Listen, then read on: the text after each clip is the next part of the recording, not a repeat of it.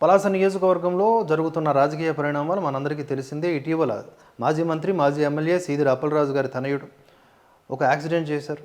ఆ యాక్సిడెంట్లో భాగంగా అక్కడే ఉన్నటువంటి ఒక 40 ఏళ్ల గొర్రెల కాపరి ప్రాణాలు కోల్పోయాడు. తదనంతర పరిణామాలన్నీ మనం చూస్తూ ఉన్నాం. అయితే రాజకీయాల్లో మానవత్వం ఉండదు. రాజకీయాలు ఎప్పుడూ కూడా పదవుల కోసమే వెంపర్లాడేలా చేస్తాయి తప్ప ఒక మనిషి అతనికి ఒక కష్టం ఉంది, అతడి కష్టం తీరుద్దాం అనే ఆలోచనలు చేసేది చాలా తక్కువ అని మరోసారి తేటతెల్లమైంది.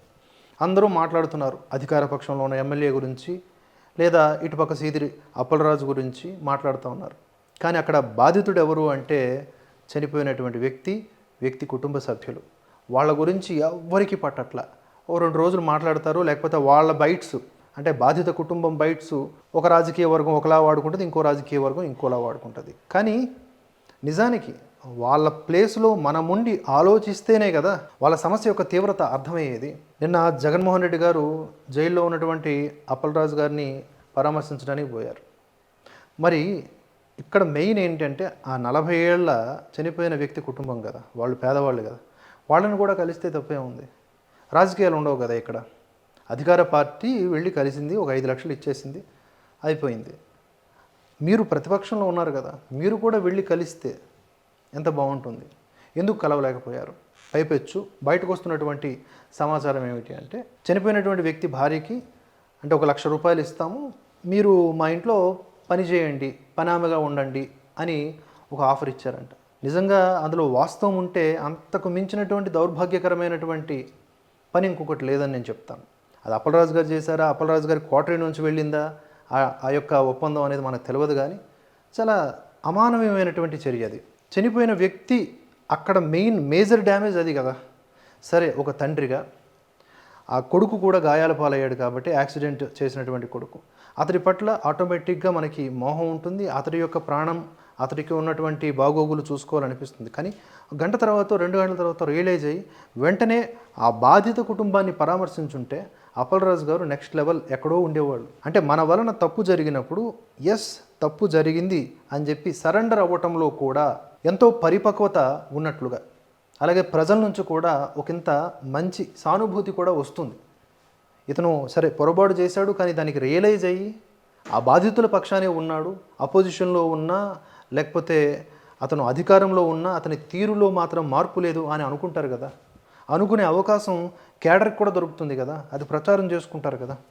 రాజకీయానికి రాజకీయము నడవాలి, కాదని అనట్లేదు. అలాగే ఇక్కడ కావాల్సినటువంటి మానవ సేవ అది కూడా ఉండాలి కదా. అది లేకుండా ఎంతసేపు మా అన్న మా అక్క అని చెప్పేసి ఈ 2 వర్గాల యొక్క కొట్లాటల వల్ల ఏం ప్రయోజనం? చాలా దారుణమైనటువంటి విధానం కదా ఇది. ఇప్పుడు జగన్మోహన్ రెడ్డి గారు అక్కడ అప్పలరాజు గారిని కలవడానికి వెళ్ళారు, కుదరలేదు. సరే, సమయానికి చేరుకోలేకపోయారు. మధ్యలో ఏవో హడావిడి రాజకీయ రంగులు. ఆ తర్వాత మీడియాతో మాట్లాడుతున్నప్పుడైనా బాధిత కుటుంబం పట్ల సానుభూతి వ్యక్తపరచాల్సింది పోయి ఎంతసేపు తమ పార్టీ లీడర్లు, తమ పార్టీకి సంబంధించిన వాళ్ళే అంటే, జగన్మోహన్ రెడ్డి గారికి ఇంకా ఎప్పటికీ వాళ్ళు ఓటు వేయరని ఫిక్స్ అయ్యారా? లేకపోతే వాళ్ళ ఓట్లతో సంబంధం లేదని ఫిక్స్ అయ్యారా? ఆ బాధిత కుటుంబం లైఫ్లో ఎప్పటికైనా సరే వైసీపీకి ఓటేస్తారా చెప్పండి? ఆ బాధిత కుటుంబం వెయ్యరు, నాకు తెలిసైతే వెయ్యరు. ఎందుకంటే కన్సిడరేషన్ లేదు అసలు. ఈ వీడియో చూద్దాం. ఒకవేళ యాక్సిడెంట్ అనేది పొరపాటున యాక్సిడెంట్ అనేది ఏదైనా ఎవరైనా ఇంటెన్షనల్గా చేసే కార్యక్రమం కాదు. ఒక గొర్రెల కాపరి 40 సంవత్సరాల వయసులో ఆ గొర్రెల కాపరి ఉంటాడు. వయసు అయింది ఆల్మోస్ట్ ఇంచుమించు. రోడ్డు మీద గొర్రెలు కాసుకుంటా ఉన్న అక్కడ కూడా ఆ పదప్రయోగం కూడా రాంగ్ నెరేటివే. మరి అది రాసుకొని వచ్చిందా, లేకపోతే అక్కడికక్కడ అప్పటికప్పుడు మాట్లాడుతున్నారో నాకు అర్థం కాదు. కానీ ఓ 40 ఏళ్ళు అంటే అయిపోయింది, అతని లైఫ్ అయిపోయినట్ట కాదు. అతను కూడా యువకుడే. చెప్పాలంటే జగన్మోహన్ రెడ్డి గారి కంటే చిన్న వయస్సులో ఉన్నవాడు. ఇక్కడ వయస్సుతో కాదు కదా, అక్కడ నేరం జరిగిందని ఎవరు అనట్లేదు. నేరంగా మలిచారా, తర్వాత ఎందుకు అవన్నీ కూడా ఎఫ్ఐఆర్లో సెక్షన్స్ నమోదయ్యాయి, అవన్నీ కూడా నేను రాజకీయ అంశాలుగానే చూస్తానండి. నేరం కాదు, యాక్సిడెంట్ జరిగింది. యాక్సిడెంట్ అనేది అది కూడా టెక్నికల్ భాషలో చెప్పాలంటే అది కూడా నేరమే అయినప్పటికీ ఇంటెన్షన్ అనేది చూస్తారు. జగన్మోహన్ రెడ్డి గారు అన్నట్టు అది ఇంటెన్షనల్ క్రైమ్ కాదు. కానీ ఆ తరువాత మనం చేసినటువంటి చర్యలు ఏమిటి, బాధిత కుటుంబంతో నేర్పినటువంటి మాటలు ఏమిటి, ఇంతవరకు వైకాపా నుంచి నష్టపరిహారం ఏమైనా ఇచ్చారా? సీది అప్పలరాజు గారి కోటరీ నుంచి ఏమన్నా ఒక ధన సహాయం చేశారా? నాకు తెలిసి అయితే చేయలేదు. అలా చేసి ఉండటం మేలు అని అంటున్నాను నేను. పైపెచ్చు ఇలా ప్రతిదానికి కవరింగ్లు చేసుకోవటం వల్ల ఏమొస్తుంది? స్థితుల మధ్య బైక్లో యాక్సిడెంట్, బైక్ మీద యాక్సిడెంట్ జరిగితే దాంట్లో కుట్రకోణం ఎక్కడి నుంచి వస్తుంది? హత్య చేయాలి అని ముందుగానే ఆలోచన చేయాల్సిన పరిస్థితులు ఎందుకు వస్తాయి?